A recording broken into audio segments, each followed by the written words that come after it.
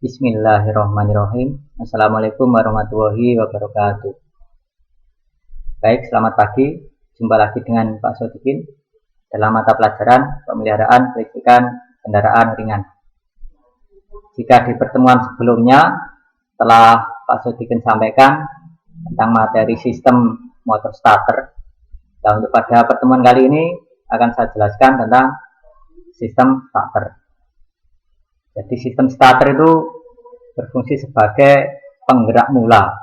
Jadi komponen yang sangat penting sehingga kendaraan itu bisa hidup. Jadi intinya fungsi dari motor starter itu adalah penggerak mula.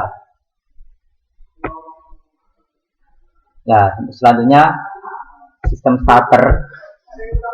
Pada motor starter umumnya dipergunakan elektromagnetik yang terjadi pada field coil yang dirangkai secara seri dengan armatur. Nah, dari gambar ini adalah cara kerja atau prinsip kerja dari motor starter.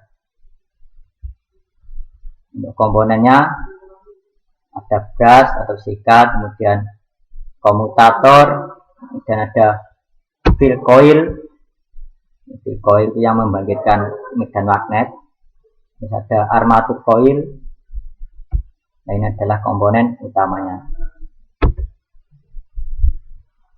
Untuk karakteristik motor starter, yang pertama, makin besar arus yang dipergunakan motor, maka makin besar torsi yang dibangkitkan. Yang kedua, makin cepat berputarnya motor, maka besar daya elektromotif yang dibangkitkan armatur, tetapi semakin kecil arus yang mengalirnya. Selanjutnya, untuk motor starter itu ada dua tipe ya. Yang pertama tipe konvensional, kemudian yang kedua adalah tipe reduksi. Untuk tipe konvensional, ini adalah gambarnya. Nah, untuk komponen-komponennya ada brush atau sikat, kemudian field coil, kemudian gas spring atau pegas dari throttle, kemudian ada yoke, ada armatur. Nah, armatur itu yang berputar atau rotor, terus ada starter clutch, terus ada pinion gear. Nah, ini yang bisa bergerak maju mundur. Kemudian ada drive housing atau rumah dari motor starter. Kemudian ada driver lever atau pengungkit yang bisa menggerakkan maju mundurnya pinion gear. Kemudian ada magnetic switch. Nah,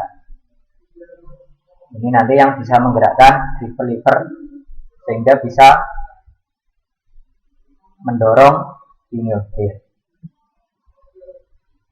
Nah, nanti akan kita bahas satu persatu untuk komponen-komponen dari motor starter tipe konvensional.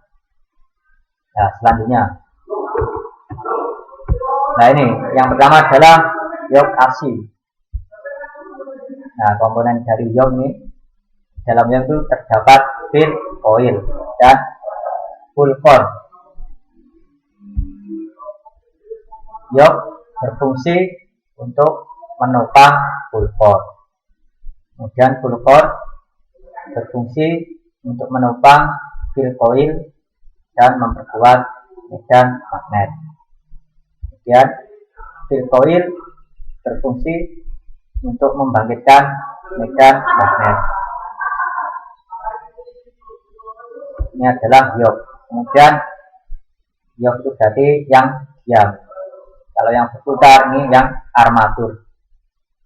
Untuk komponen dari armatur, bagian-bagiannya ini ada armatur coil, dan ada komutator, ada armatur shaft, ada armatur core.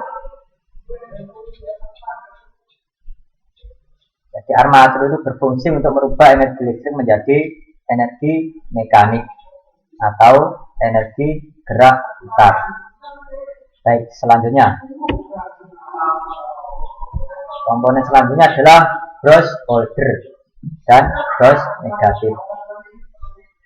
Brush holder itu adalah tempat atau dudukan dari brostel. Fungsinya satu, sebagai pemegang brush atau sikat. Kemudian brush negatif untuk meneruskan arus dari armatur koil ke massa. Lainnya adalah bagian dari brush holder. Selanjutnya adalah starter clutch atau running clutch. Lalu bagian-bagiannya seperti ini. Jadi starter clutch itu nanti yang bisa mendorong pinion gear. Ini pinion gear, ini pinion shaft, dan komponen lainnya ada clutch roller, ya. Kemudian ada inner race, ada clutch housing, dan screw splinters. Untuk fungsi dari starter clutch, yang pertama untuk meneruskan putaran armatur ke ring gear flywheel.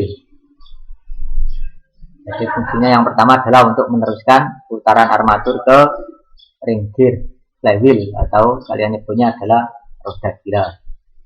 Yang kedua, untuk mencegah terjadinya perpindahan putaran dari mesin ke armatur.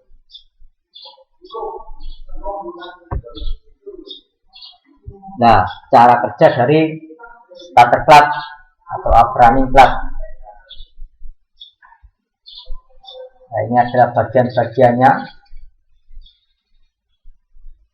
Ada pinion gear, kemudian ada inner race atau as yang dalam. Terus ada spring atau pegas, ada plunger, ada clutch roller, dan clutch housing atau outright. Nah, pada saat start, ini cara kerjanya. Jika outright berputar lebih cepat dari inner race, maka roller akan terdorong oleh pegas ke sisi yang sempit. Akibatnya inner race ikut berputar. Kemudian setelah mesin hidup, ini cara kerjanya. Jika inner race berputar lebih cepat dari outright karena terbawa oleh putaran flywheel atau roda gila, nah, roller akan terbawa ke sisi yang lebih lebar atau bergerak melawan pegas. Akibatnya inner race tidak berhubungan dengan outer race. Baik, selanjutnya adalah komponen dari magnetic switch atau ada yang disebut adalah solenoid. Untuk bagian-bagiannya ini ada plunger, nah ini yang bisa bergerak maju mundur. Kemudian ada hole in coil, ada pull in coil. Kemudian terminal C, kemudian terminal 30, nah itu nanti yang berhubungan dengan positif baterai. Dan ada kontak thread, ada return spring atau pegas pengembali. Untuk fungsi dari magnetic switch berfungsi untuk mendorong pinion gear agar dapat berhubungan dengan flywheel. Nah ini, jadi mendorong pinion gear lewat driver lever atau pengungkit sehingga bisa berhubungan dengan flywheel, sehingga pinion gear bisa berhubungan dengan flywheel.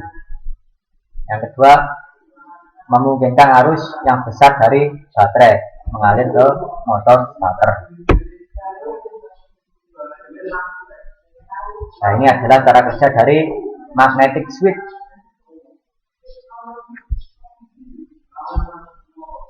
Ini ada armatur, kemudian ada hole in coil, pull in coil. Nah, ini nanti insya Allah akan dibahas di pertemuan selanjutnya. Kemudian ada return spring atau pengembali, pegas pengembali. Dan ada plunger. Plunger ini nanti yang bisa menarik dan mendorong drive lever. Drive lever ini pengungkit. Dan ada pivot ini. Dan ini pinion gear. Pinion gear itu nanti yang berhubungan langsung dengan flywheel, yang bisa menggerakkan flywheel. Dan ada starter clutch, nah ini yang bisa mendorong pinion gear. Dan ada slow spring, dan ada armatur. Nah, armatur ini yang tadi berfungsi untuk mengubah medan magnet menjadi gerak mekanik atau gerakan berputar. Nah, untuk rangkaiannya mulai dari baterai, dan ini ada ignition switch, kunci kontak, ada terminal C. Ya, terminal C itu yang berhubungan dengan fill coil. Ada terminal 50. Nah, itu nanti yang dihubungkan ke kunci kontak ST. Kemudian terminal 30 nanti yang dihubungkan ke positif baterai.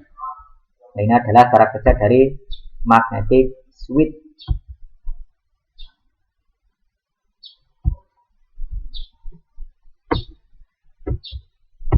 Nah, mungkin hanya itu yang bisa Pak Sodik sampaikan untuk pada pertemuan kali ini. Untuk selanjutnya nanti akan kita bahas tentang cara kerja go-in coil dan go-in coil. Dan selanjutnya adalah cara kerja dari motor starter jenis atau tipe reduksi.